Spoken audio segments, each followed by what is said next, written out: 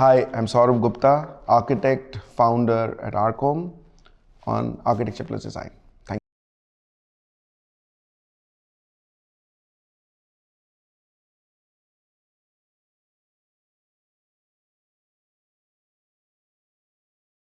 you. Yeah, so thank you A plus D first for inviting me. I think it's an honor. Uh, More than that, it's also a challenge, and I definitely take it up as an opportunity to reach out not just by your work but just with your also with your thoughts. And to me, that's what excited me when this idea came up. I think it's important to somehow merge theory and academia with practical and build. And I think this is a good bridge that media can play.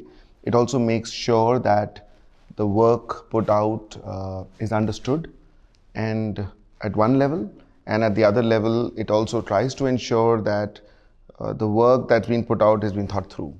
So I think that's why being a guest editor to a magazine of this stature and to be able to support it with the kind of a sensibility and understanding that you have of the fraternity is a great opportunity.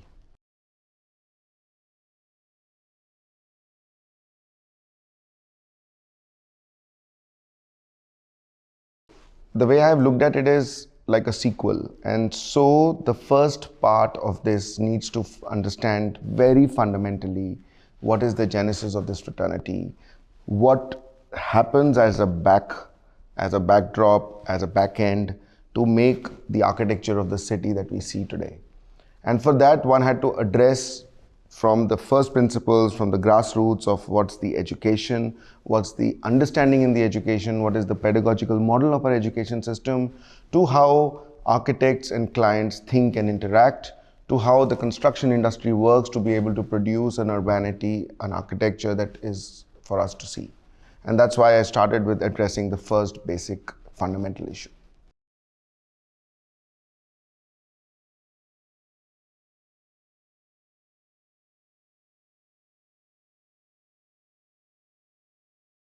Yeah, so I'm completely out of my comfort zone when I write, and I like that because it makes you think, it makes you work hard. So this reality of trying to explain how we work and how we think architecture works globally and should work globally, that's the reason I explained the whole idea of responsibility of an architect. And very clearly it states that, to satisfy your own creative instincts and to satisfy the client is actually the very easy part of the deal in my head. To me, much more important is to be able to step back, take a position, to educate the client and to be able to build with a much larger cityscape or timescape in your head. Because what architecture does is really somehow in every which way express culture, and that responsibility of expressing the culture of our times really lies on our hands because we manifest it physically, which outlives all of us. And that's why the responsibility becomes much larger.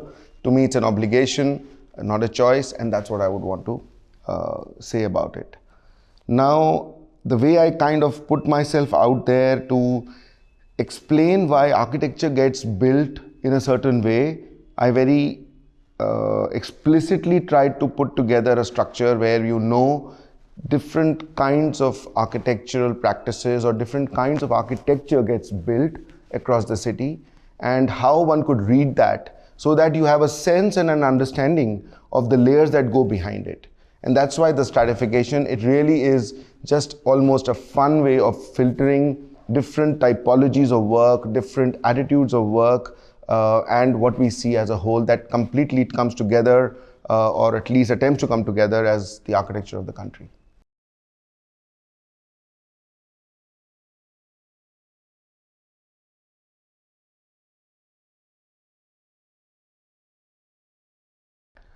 So I think it's a very good question because the way I look at putting out work or putting out words in this case as a part of the design process.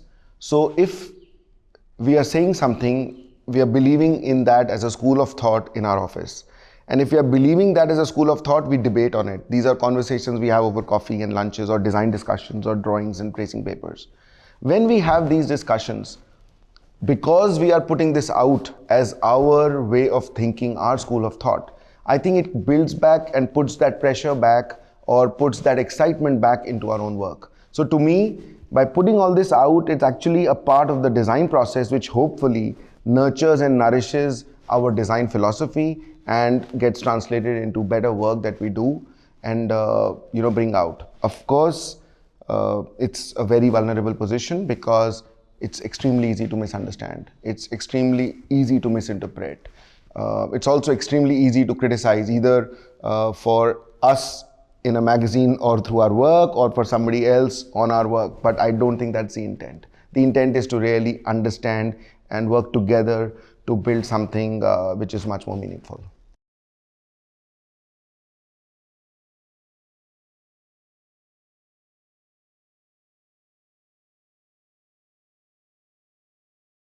I think the cover itself is actually a beautiful understanding of how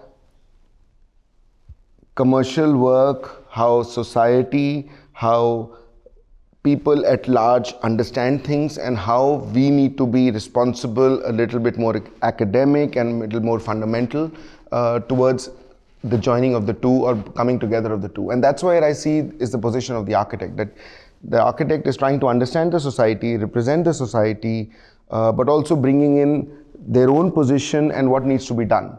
And so to try and keep it away from a lot of gloss, a lot of imagery, a lot of Instagrammable architecture, as I call it, we tried to make a statement by not making one. And that was the whole idea of really coming to the core, which means let's really understand it by keeping it very fundamental. And to keep it very fundamental, the idea was to keep it very clean. To keep it simple is extremely hard, and that's what the journey is all about.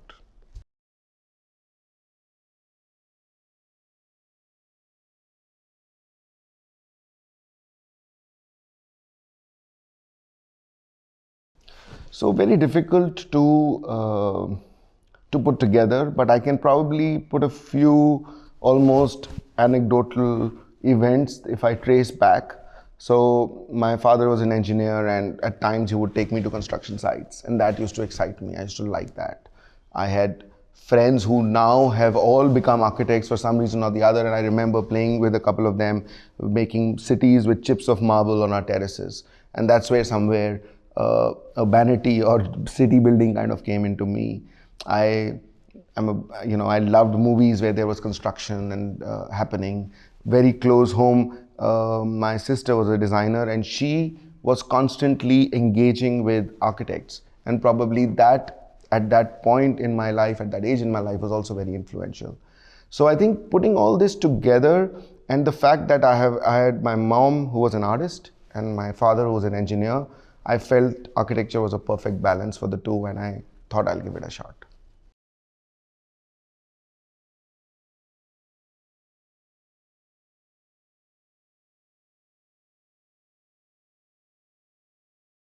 So always hard to comprehend this. I don't think the favorite that I would say for me that we've been able to build is really building a team and building this building. So to me, my own studio is really one of the places I feel very comfortable with, which represents our school of thought.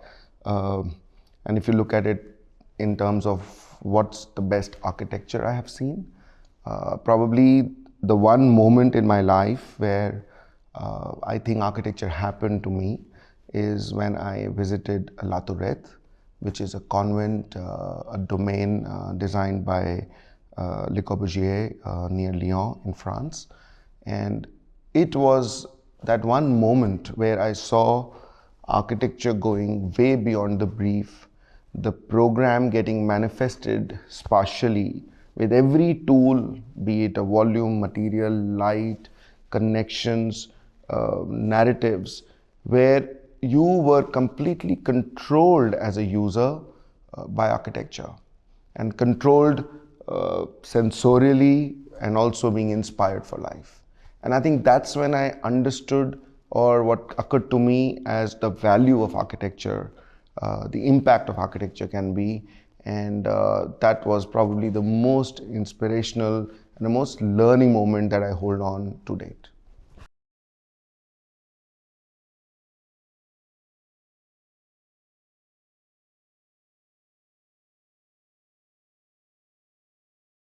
So there are a few projects that I really look up to. So the one so two clear winners out there. One is I Am Ahmedabad by Louis Kahn, and you understand how somebody not from our culture came in to understand not only the culture but the economy, how making something out of brick was really easy for the country at that time, for the state at that time, how the institute had to be powerful, dominating enough to be very looked up to just because it was post-colonial. And so it was really a mix of how architecture should be. And then beyond this narrative, if you look at the building, how climatically it works, how technologically it works, how it ensures a very comfortable living as an institution, I think it really ticks all the boxes. To me, that's the most brilliant piece of architecture in India, apart from I Am Bangalore. Fortunately, they are both IIMs, but I Am Bangalore, to my mind, again is a brilliant example of understanding culture, context, and then building within means to create timeless architecture, which is within the educational fraternity. And it's important because in institutions, you need to address the philosophy and the physicality at the same time, and it needs to transcend time and impact a lot of people's lives, a lot of successful people's lives, a lot of people's lives that get stories that get inspired further. And so to me, these two are probably the best pieces of architecture in India.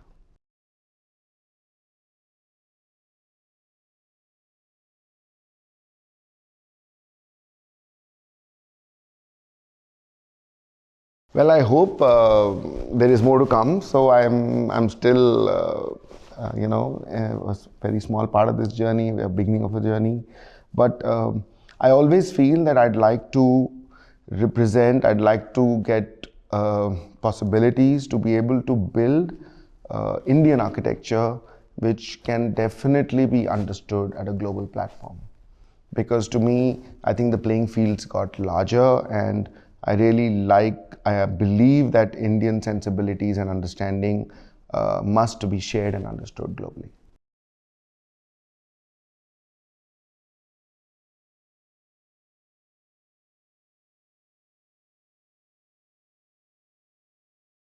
So it was not a big strategy.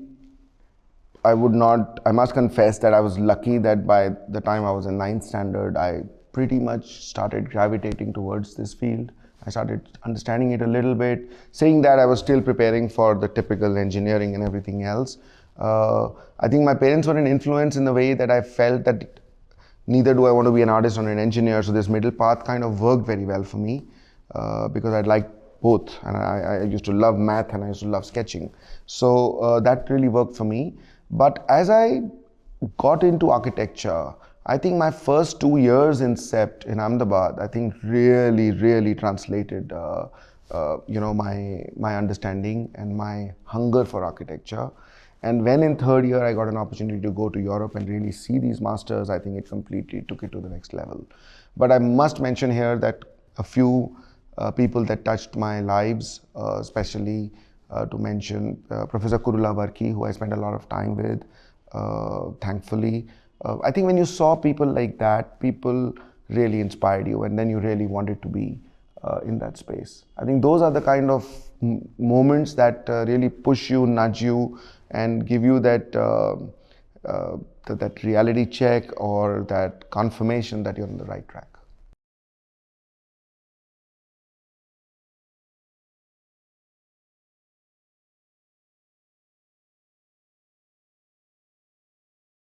Well, I can only think of current challenges because your mind space generally lives across a couple of years of zones of things. So if you asked me this question maybe 7, 8, 10 years back, I would say working around Taj Mahal was something that was really challenging for me because I knew that never before was money and energy and interest in that project, and I knew that future also there'll be a gap. So whatever I do needs to stand a test of time. And that was really a big challenge. It was a big pressure, which I tried to use very positively to ensure that there's a level of restraint and learning in whatever we do and use. But today's time, my biggest challenge is really Mumbai Metro. And that's a challenge at two levels. One, to be able to make decisions, almost difficult decisions, uncomfortable decisions of what architecture of Mumbai needs and how this needs to be the calming stations and urbanity in the noisy city at one level, and at the other level to be able to navigate your own path within this fraternity of working with engineers you're not very comfortable with, who work with infrastructure projects, who don't work with architecture so much, and really make it happen. So one is to be able to dream it as a challenge, and the other is a very hard challenge of being able to deliver it.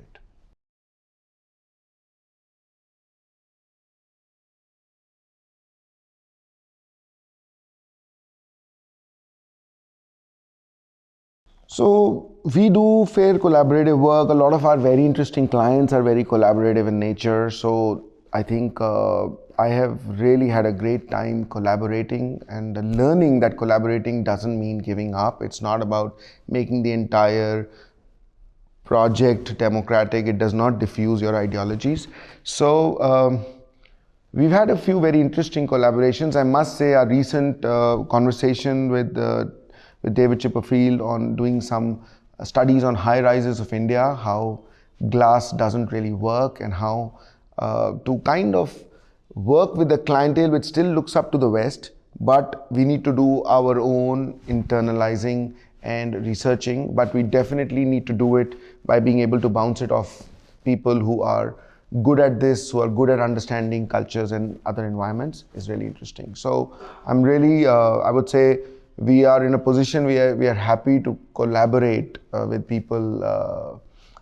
We're being able to collaborate with people we would love to collaborate. Maybe a last thing on this is that we just got the opportunity to be invited for designing the London Design Biennale's India Pavilion, and the theme to that is collaboration. And I think we're looking forward to really collaborating at every level to be able to make that.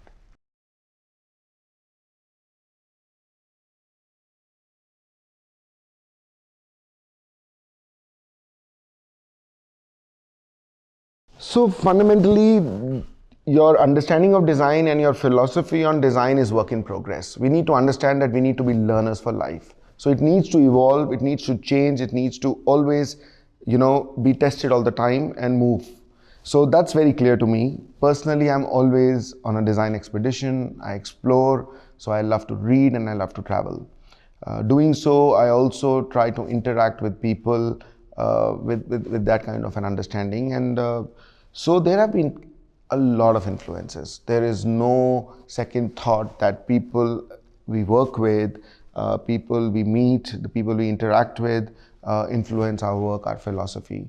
I'm very close to European institutions, European offices, because I got a chance to study there, work there, and also because the design institute we built is really built in collaboration with these kind of people and institutions.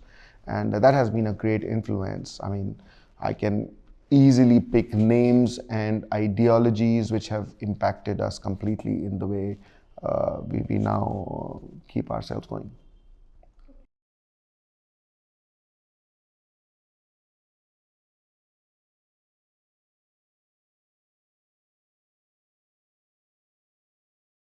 In a very simple, humble way, I think when you go back to a project, whether it's a house or an institution, and you see clients almost telling that we not only change their lives but probably touch their value systems, I think is a very beautiful, very humbling conversation we have.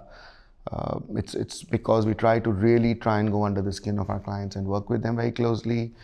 On a lighter side, one of my most fun, proud moments would be that when we designed something for Mr. Amitabh Bachchan, and when he saw it, I could almost see teary eyes, and where he just said, "ये बहुत ज़्यादा हो गया," and it was just out of our creative energies that we had put that together.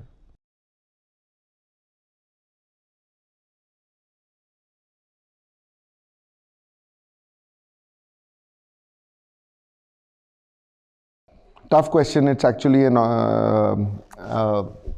it's not a typology that excites us. It's not a silo that excites us. To really be able to work seamlessly through time and place, and to be able to live life through design is really our dream project. And I think we almost are living that. So that's the journey to me, which really is my dream.